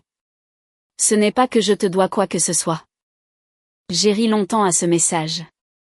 Le plus grand talent d'un homme est de prétendre que nous ne faisons qu'un quand il a besoin de toi et de dire que tu en as aussi bénéficié quand il est temps de prendre ses responsabilités. J'ai transmis le texto à David. David a répondu, « Parfait. Cela prouve qu'il reconnaît ton implication dans la construction de la compagnie à ses débuts. » Mon humeur s'est instantanément améliorée. Julien n'avait toujours pas appris qu'il ne fallait pas agir avec trop de confiance en parlant à une ex-femme dont la conscience de la collecte de preuves s'était pleinement éveillée. Lors de la liquidation, Sophie a également été entraînée. Les 35 000 $ de frais de consultation que Julien lui avait virés, ainsi que les bijoux, les séjours dans des hôtels de luxe et les frais de vacances, ont été traités par David comme une disposition non autorisée de biens matrimoniaux communs. Après avoir reçu l'avis légal, Sophie m'a contacté immédiatement. Elle a demandé à me rencontrer dans une maison de thé. Je ne voulais pas y aller au début, mais David a dit que je pouvais écouter sa version des faits. Il fallait juste se souvenir d'enregistrer la conversation, alors j'y suis allée. Sophie était assise près de la fenêtre dans un cardigan blanc, l'air beaucoup plus hagard que lors du dîner de famille. En me voyant, elle s'est levée, sa voix très douce. « Chloé, je me suis assise. Si tu as quelque chose à dire, dis-le. » Ses yeux sont devenus rouges. « Je sais que tu me détestes. » « Je ne te déteste pas, » j'ai dit. « Te haïr te donne trop de crédit. » Son visage s'est raidi. « Je suis venue aujourd'hui pour expliquer que Julien et moi ne sommes pas ce que tu penses. » Je l'ai regardé. Je suppose que tous ceux qui se font prendre pensent que les autres imaginent quelque chose de pire. Elle a baissé les yeux, remuant son thé. Nous étions vraiment ensemble à l'université. Plus tard, je suis partie à l'étranger et nous nous sommes séparés. Quand nous nous sommes revus après mon retour, il m'a dit que votre relation s'était estompée depuis longtemps. Il a dit que tu étais trop concentré sur le travail, que tu ne le comprenais pas. Il a dit, vous deux ne mainteniez qu'un mariage superficiel. J'ai demandé, et tu l'as cru ? Sophie s'est mordu la lèvre. Je traversais aussi une période difficile. Je suis revenue après un divorce. Ma carrière n'allait pas bien, et je n'avais personne autour. Julien m'a beaucoup réconfortée. Réconfortée jusqu'à sa chambre principale. Elle est devenue pâle. J'ai continué, Sophie, tu n'as pas 18 ans. Tu savais parfaitement si Julien avait une femme ou non. Quand tu t'es présentée au dîner de famille des Lambert, que tu t'es assise à côté de moi et que tu as écouté ma belle-mère te louer d'être belle, capable et loyale. Traverses-tu aussi une période difficile alors ? Elle ne pouvait pas parler. Je l'ai regardée. Tu n'es pas là aujourd'hui pour expliquer tes sentiments. Tu es là pour me faire abandonner l'enquête sur les fonds. Elle a brusquement levé la tête. J'ai sorti mon téléphone et posé la capture d'écran de l'avis juridique sur la table. Des frais de consultation de 35 000 $, plus de 30 000 $ en bijoux, séjour à l'hôtel et vacances. Si tu crois que c'est un revenu légitime, laisse le juge décider. Sophie a paniqué. Je peux rendre les 35 000 $, mais les autres dépenses n'étaient pas des choses que j'avais demandées. Il me les a données. Accepter des cadeaux d'un homme marié achetés avec des biens matrimoniaux. Penses-tu que cela te rend honorable ? Ses larmes sont tombées. Chloé, j'ai aussi été trompée par lui. Il a dit qu'il divorcerait de toi. Il a dit qu'il recommencerait avec moi. J'ai hoché la tête. Alors va lui parler. Il m'évite maintenant. Cette phrase m'a enfin fait rire. Ce n'était pas qu'elle n'avait nulle part où s'expliquer.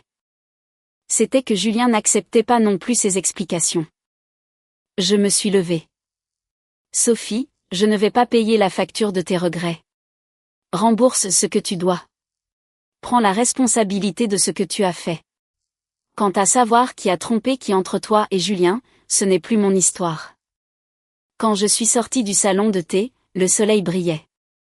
J'ai soudainement réalisé que Sophie n'était pas aussi spéciale que je l'avais imaginé. Elle ne comprenait pas Julien mieux que moi, et elle ne lui était pas plus adaptée. Elle est juste apparue quand Julien avait besoin de nouveautés, d'admiration et d'une évasion de la réalité. Il l'imaginait comme une âme sœur qui le comprenait. Elle l'imaginait comme la vieille flamme qui pourrait l'aider à changer sa vie. Ils vivaient tous les deux dans une fantaisie l'un de l'autre. Alors, au moment où tout a été exposé et que la réalité s'est effondrée, ils ont tous deux voulu s'enfuir plus vite que quiconque. Cela m'a seulement confirmé que l'élément véritablement stable dans un mariage n'est jamais la passion. C'est la responsabilité. Et la responsabilité était exactement ce qui manquait le plus à Julien. De retour au domaine Lambert, Éléonore a commencé à me contacter fréquemment. Au début, elle a envoyé un texto, Chloé, quand vas-tu revenir chercher tes affaires? Maman te fera de la soupe. J'ai répondu, je ferai appel à une compagnie de déménagement pour mes affaires. Elle a essayé de nouveau. Il y a des choses que tu devrais vraiment revenir voir toi-même. Après tout, tu as vécu ici pendant tant d'années. Je n'ai pas répondu. Finalement, elle m'a appelé. J'ai décroché une fois. Sa voix semblait beaucoup plus âgée. Chloé, maman sait que tu es toujours en colère, mais n'y a-t-il vraiment plus de place pour la réconciliation entre toi et Julien? J'ai dit, non, elle a soupiré. Julien est dans un état terrible ces derniers temps et la compagnie ne va pas bien. Son père est décédé tôt et j'ai passé toute ma vie à espérer qu'il réussirait. Maintenant, tout le monde parle de lui et mon cœur se brise. Maman, je l'ai interrompu calmement. Votre cœur se brise parce que les gens parlent de lui ou parce qu'il m'a trahi? L'autre bout du fil est resté silencieux. J'ai dit, même maintenant, la chose que vous pleurez le plus, c'est sa réputation. La voix d'Éléonore s'est étranglée. Chloé, ce n'est pas que maman ne souffre pas pour toi. C'est juste que j'ai toujours senti que tu étais stable. J'ai senti que Julien avait plus besoin de quelqu'un pour le soutenir. J'ai souri amèrement. Encore une fois. La forte ne souffre pas. Celle qui peut endurer est censée continuer à endurer. J'ai dit, ce n'est pas parce que je suis stable que je suis censée continuer à le soutenir après qu'il m'a vidé. Éléonore a pleuré. Elle a dit que maman avait tort. Cette fois, je n'ai pas raccroché immédiatement. J'ai attendu qu'elle finisse de pleurer avant de dire, j'entends vos excuses, mais je ne reviens pas. Elle a demandé doucement, pourrons-nous toujours nous voir à l'avenir? J'y ai réfléchi. Pas besoin. Elle a semblé frappée par ces deux mots et n'a pas parlé pendant longtemps. J'ai continué, pendant les 8 dernières années, j'ai fait de mon mieux pour être votre belle-fille. Maintenant que le mariage est terminé, je veux aussi mettre fin à ce rôle. Après avoir raccroché, je suis restée assise dans mon bureau pendant longtemps sans bouger. Dire « pas besoin » n'était pas facile. Après tout, la famille Lambert était un endroit où j'avais tant essayé de m'intégrer. Même quand ils me méprisaient, j'achetais des cadeaux pour chaque fête, je préparais les repas, je mémorisais les rendez-vous médicaux d'Éléonore, je révisais les contrats de Manon et j'accompagnais Julien aux réunions de famille. Je n'étais pas froide au début. J'étais chaleureuse. Je me suis rapprochée. J'ai essayé. Mais cette chaleur a été ignorée maintes et maintes fois jusqu'à ce que cette vidéo dans la chambre principale l'éteigne complètement. Une fois mon cabinet sur les rails, j'ai reçu un appel téléphonique inattendu. C'était Marc Duval, l'autre associé de Julien. Il m'a poliment demandé si je serais disposée à agir en tant que consultante externe pour les aider à élaborer la stratégie commerciale d'un nouveau projet. Après l'avoir écouté, j'ai dit directement, Marc, vous connaissez ma relation avec Julien.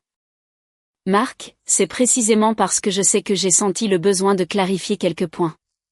Premièrement, Julien n'est pas en charge de ce projet. Deuxièmement, nous venons vers vous parce que vous êtes une professionnelle, pas à cause de liens personnels. Troisièmement, si vous êtes mal à l'aise, nous respecterons votre décision. Je n'ai pas refusé immédiatement. Après avoir raccroché, j'y ai longuement réfléchi. Par le passé, toutes mes compétences étaient absorbées par la compagnie de Julien, mais jamais officiellement reconnues. Maintenant, si la même compagnie était prête à m'engager comme consultante avec un contrat officiel et une juste compensation, pourquoi devrais-je les éviter juste à cause de Julien? J'ai demandé à Marc de m'envoyer le brief et le contrat. Après l'avoir examiné, j'ai décidé de l'accepter. David Fournier m'a demandé, es-tu mentalement prête pour ça? J'ai dit, oui, tant que les limites sont claires. Le projet a duré 2 mois. Pendant ce temps, je n'ai jamais rencontré Julien, et nous n'avons eu aucune communication privée. Toutes les réunions étaient dirigées par Marc, et tous les documents passaient par les canaux officiels. Lorsque le projet s'est terminé, Marc a dit lors d'une réunion interne, nous devons vraiment cette proposition réussie à la consultante Dubois. J'ai entendu dire que Julien était dans la pièce. Il n'a pas dit un mot de tout le temps. Plus tard, Manon m'a secrètement dit, mon frère avait l'air terrible ce jour-là. Non pas parce que tu as pris le projet, mais parce qu'il a finalement réalisé que tu ne te contentais pas de le soutenir.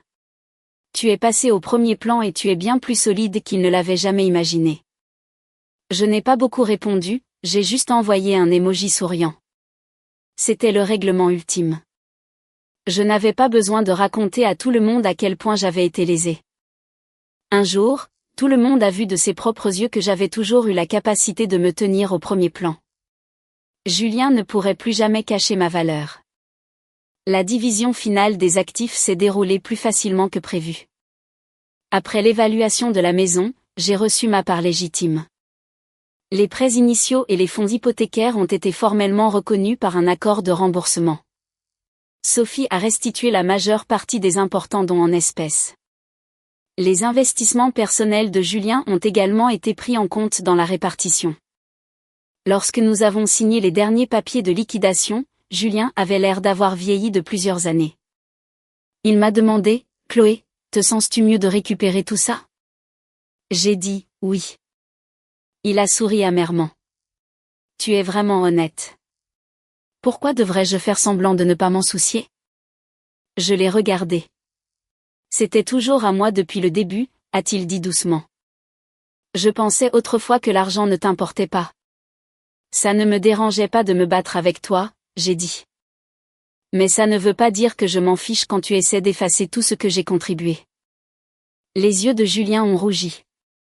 Chloé, je viens juste de réaliser que tu m'as vraiment aimé par le passé. J'ai calmement rangé les documents. Tu l'as réalisé trop tard ? Il a demandé. M'aimes-tu encore maintenant ? Je l'ai regardé. Si tu m'avais posé cette question il y a 6 mois, cela aurait pu faire mal. Maintenant, je me sens juste déconnecté. Il a semblé complètement vaincu par ce mot.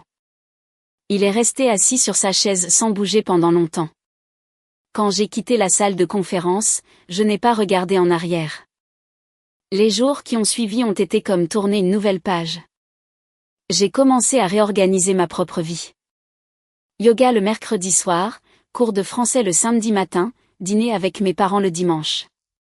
Quand le cabinet était occupé, je faisais des heures supplémentaires, mais je travaillais pour ma propre carrière, ne colmatant plus les brèches pour Julien. J'ai aussi renoué avec de vieux amis. Après m'être mariée, j'avais consacré trop d'énergie sociale au cercle de la famille Lambert et aux clients de Julien, m'éloignant lentement de mes propres amis. En les revoyant maintenant, ils ne m'ont pas blâmé. Ils ont juste souri et dit, « Chloé Dubois, tu es enfin de retour. » En entendant cela, mes yeux se sont embués. Oui, j'étais enfin de retour. Non pas pour retourner auprès de quelqu'un d'autre, mais pour revenir à ma propre vie. Des nouvelles de Julien me parvenaient encore occasionnellement. Il a finalement démissionné de son poste d'associé à la compagnie et s'est tourné vers l'investissement en coulisses. En surface, il restait un homme respectable, mais il n'était plus l'homme assis sur le piédestal de la famille Lambert, loué aux cieux par ses proches. Plus important encore, son personnage de mari parfait était complètement brisé. Chaque fois que quelqu'un dans leur cercle le mentionnait, on ajoutait toujours « Oh, le gars avec le projecteur au dîner », cette phrase était comme une marque. Plus il tenait à sa réputation, plus il ne pouvait échapper à l'image de cette nuit. J'ai croisé Sophie une fois au centre commercial. Elle portait un manteau noir, son maquillage impeccable, mais l'air beaucoup plus sobre qu'avant. Nous nous sommes heurtés juste à côté des ascenseurs. Son visage a clairement changé. J'allais faire semblant de ne pas la voir, mais elle m'a appelé. Chloé Dubois. Je me suis arrêtée. Elle m'a regardé, son expression compliquée. Je quitte la ville, je pars la semaine prochaine. Bonne chance. Elle a souri amèrement. Tu ne veux vraiment rien me demander ? Demander quoi ? Comme ce qui s'est passé entre toi et Julien ? J'ai dit, je n'ai aucun intérêt. Elle s'est étouffée. Après un moment, elle a dit doucement, il est venu me chercher plusieurs fois. Il a dit qu'il t'avait perdu et sa réputation à cause de moi et m'a dit de prendre mes responsabilités. Mais j'ai réalisé plus tard qu'il ne m'aimait pas vraiment. Il ne pouvait juste pas accepter de partir les mains vides. J'ai regardé les numéros de l'ascenseur descendre lentement. C'est entre vous deux. Les yeux de Sophie sont devenus légèrement rouges. Chloé, j'étais si jalouse de toi. J'étais un peu surprise. Jalouse de moi? Elle a dit qu'il disait toujours que je ne le comprenais pas. Mais chaque fois que quelque chose tournait mal, sa première réaction était toujours de se demander comment je gérerais la situation. Il se plaignait que j'étais trop dominante, trop rationnelle, mais ce sur quoi il s'appuyait le plus, c'était exactement ma force et ma rationalité. Je pensais à l'époque que tant que je serais plus douce que toi, que je comprendrais mieux ses sentiments, il me choisirait. J'ai seulement réalisé plus tard que ce qu'il voulait n'était pas moi, il voulait juste une échappatoire à la réalité. Les portes de l'ascenseur se sont ouvertes. Je n'y suis pas entrée. Sophie m'a regardée. Je suis désolée. Les excuses étaient très légères. Je n'ai pas dit « ce n'est pas grave ». J'ai juste dit « j'espère que tu n'utiliseras plus jamais le mariage de quelqu'un d'autre comme échappatoire ». Son visage est devenu pâle et elle a hoché la tête. Je suis entrée dans l'ascenseur. Quand les portes se sont fermées, je l'ai vue debout. Je pensais qu'elle avait enfin compris que ce qu'elle avait volé n'était pas de l'amour, mais une illusion partagée de fuite. Je n'ai pas eu pitié d'elle. Tout le monde doit payer le prix de ses choix. Elle l'a fait. Julien l'a fait. Et moi aussi. La seule différence, c'est que j'ai payé mon prix une fois. Je ne le paierai jamais une deuxième fois. 1 an et demi plus tard, mon cabinet de conseil a déménagé dans de nouveaux bureaux. Le jour de l'ouverture, de nombreux clients et amis sont venus. Marc Duval a également envoyé un panier de fleurs. Signé avec le nom de la compagnie, entièrement professionnelle. Manon est venue. Elle a apporté un bracelet de jade qu'Éléonore lui avait demandé de me donner. Maman a dit que c'était celui qu'elle voulait transmettre à sa belle-fille. Manon l'a dit, sentant clairement à quel point c'était inapproprié. Elle ne veut rien dire de mal. Elle voulait juste que tu l'aies. J'ai regardé le bracelet dans la boîte. La qualité était bonne, lisse et délicate. Si je l'avais reçu il y a 8 ans, j'aurais peut-être été profondément émue, pensant que ma belle-mère m'avait enfin accepté. Maintenant, j'ai juste repoussé la boîte. Remerciez-la pour moi, mais ce n'est pas approprié. Manon a soupiré. Je me doutais que tu ne le prendrais pas. Alors pourquoi l'as-tu apporté? Pour la faire abandonner? Elle m'a souri et a dit, et pour lui faire savoir que certaines choses, une fois manquées, ne peuvent pas être rachetées avec un bracelet. J'ai souri aussi. Manon avait beaucoup mûri. Après que le mythe de la famille Lambert se soit effondré, elle a commencé à voir les défauts de sa mère et de son frère et à reconnaître sa propre arrogance passée. Manon et moi avons maintenu une distance polie après cela, et c'était très bien. Tous les ex-beaux-parents n'ont pas à être des ennemis jurés, et toutes les relations n'ont pas besoin de redevenir proches. Maintenir un respect mutuel à une distance appropriée est la fin la plus digne pour des adultes. Devant la fenêtre du nouveau bureau se trouvait une rangée de chênes. Les feuilles bruissaient dans le vent. Je me tenais près de la fenêtre, regardant mon équipe aménager la salle de conférence et j'ai soudainement pensé à cette nuit au domaine Lambert. Il y avait beaucoup de monde dans le salon cette nuit-là aussi.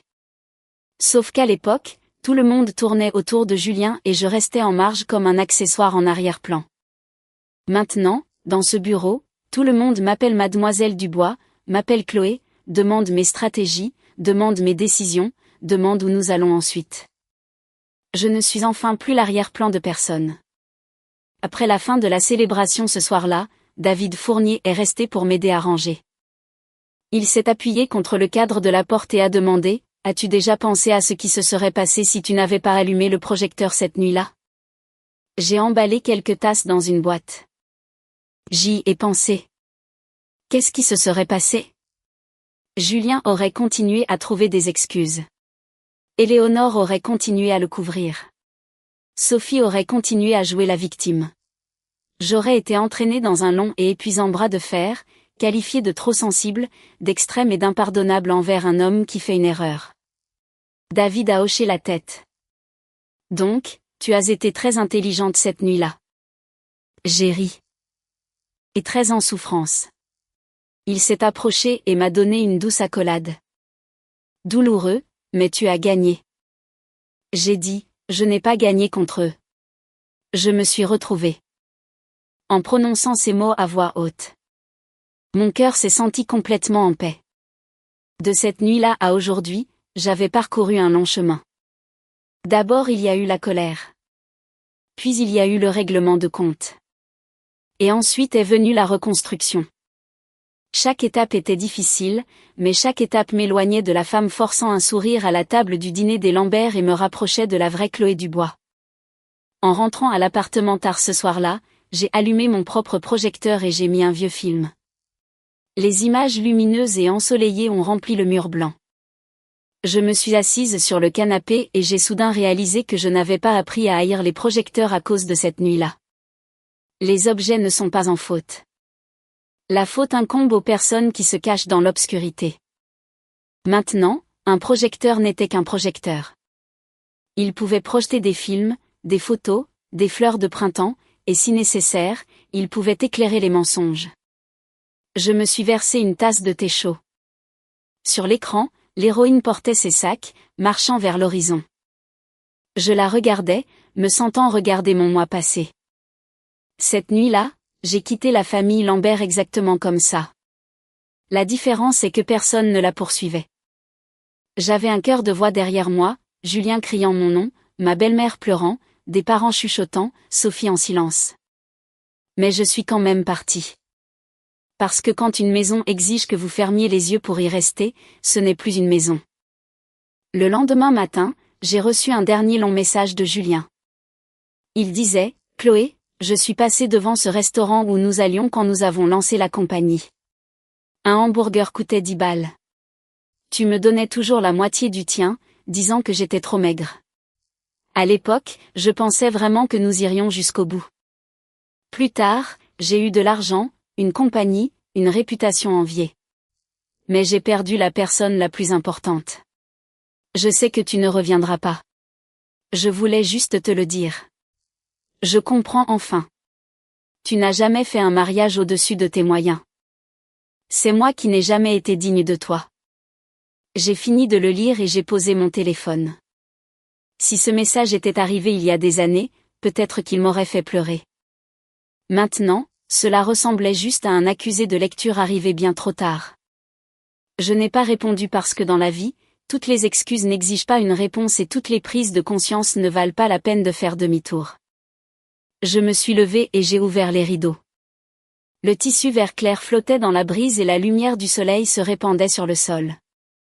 Une nouvelle journée avait commencé.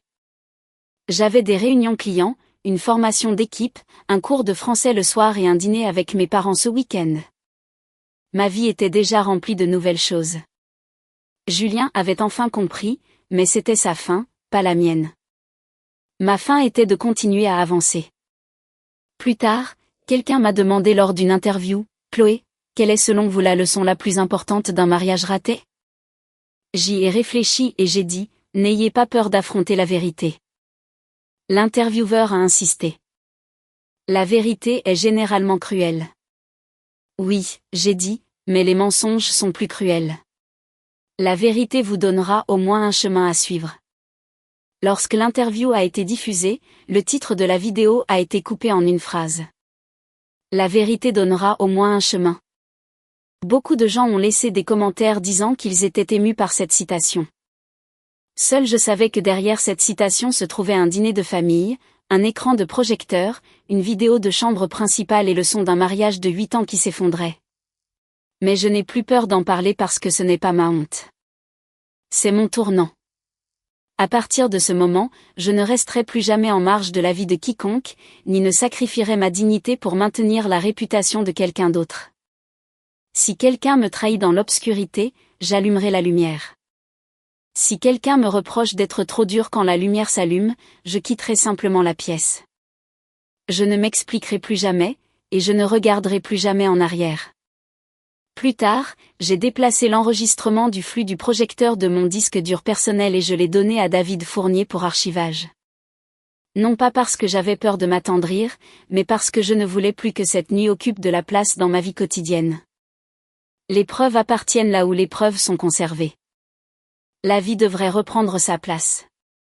En organisant le disque dur ce jour-là, j'ai également trouvé une très vieille vidéo.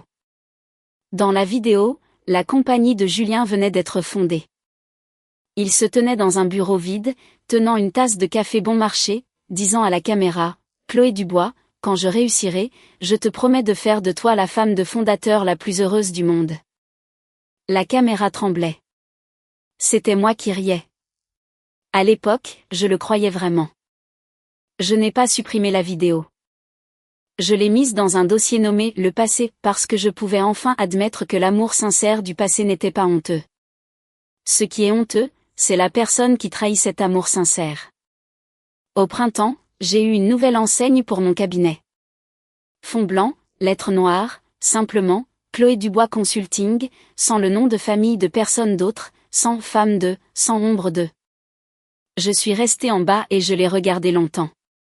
Soudain, mes yeux se sont réchauffés. Mon assistante a demandé, « Mademoiselle Dubois, y a-t-il quelque chose qui ne va pas avec l'enseigne ?» J'ai souri et j'ai secoué la tête. C'est parfait, juste un nom. Enfin de retour à sa place. Cet après-midi-là, j'ai rencontré une cliente. Elle avait soutenu la start-up de son mari pendant 10 ans et voulait récemment scinder officiellement la division qu'elle dirigeait, mais elle hésitait, craignant que son mari et sa famille pensent qu'elle était trop calculatrice. Elle m'a demandé, « Mademoiselle Dubois, entre mari et femme, avons-nous vraiment besoin de clairement délimiter nos contributions ?» Je l'ai regardée en pensant à mon passé, j'ai dit, « Oui, fixer des limites claires n'est pas un manque d'amour. C'est s'assurer que l'amour ne signifie pas s'effacer. » Elle est restée silencieuse longtemps, puis a hoché la tête. Ses yeux rougis. Après l'avoir accompagnée, je me suis tenue près de la fenêtre. Le trafic en dessous coulait sans fin. La ville était bruyante et lumineuse. J'ai soudain réalisé que la douleur que j'avais endurée ne m'avait pas transformée en une personne rancunière. Elle m'a juste donné une compréhension plus claire de la façon de me protéger et de la façon d'avertir ceux qui me suivraient de ne pas prendre le même mauvais détour. C'était bien. Mieux que de faire regretter Julien. Mieux que de faire baisser la tête à la famille Lambert. Mieux que de faire quitter la scène à Sophie parce que ma vie ne tournait finalement plus autour de leur réaction. Ce soir-là à la maison, j'ai allumé le projecteur et j'ai mis une sitcom. Quand l'écran s'est allumé, il n'y avait que l'image cinématographique lumineuse sur le mur. Pas de trahison, pas de dispute, pas de confrontation forcée avec une cruelle vérité. Je me suis recroquevillée sur le canapé en buvant du thé chaud et j'ai soudainement souri. La lumière est toujours là, mais cette fois elle illumine ma propre vie.